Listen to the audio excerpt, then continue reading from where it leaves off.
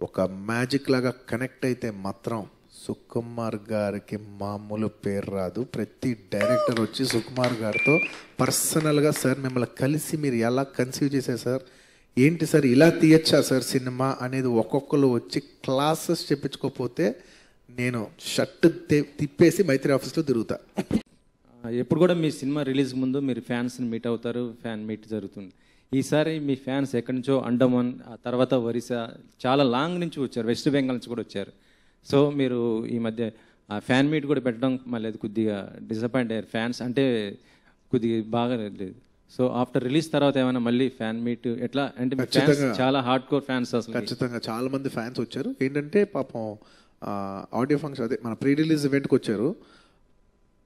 అనుకున్న దానికంటే చాలా ఎక్కువ నెంబర్ ఇచ్చాను. అంటే సపోజ్ నాకు ఎగ్జాక్ట్ నెంబర్ గుర్తులేదు, ఒక 5,000 మంది వస్తారని అనుకుంటే అక్కడికి ఆ రోజు ఫంక్షన్ 15,000 మంది వచ్చారు.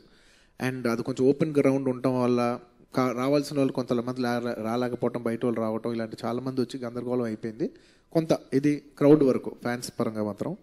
ఆ తర్వాత నెక్స్ట్ డే సరే పాపం ఊర్ల నుంచి వచ్చారు కదా, వాళ్ళు కలుద్దామని వెళితే మేము తీసుకున్న పర్మిషన్ ఏమో ఒక 500 మందికి, వచ్చిందేమో 4,000 మంది. అంటే వచ్చి మొత్తం గేట్ మీద పడిపోతే గేట్ ఇరిగిపోయిందంట.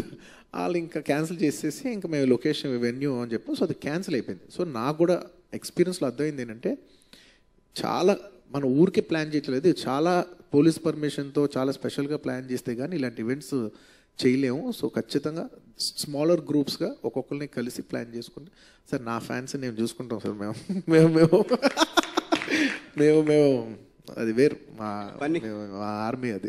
పన్ని గారు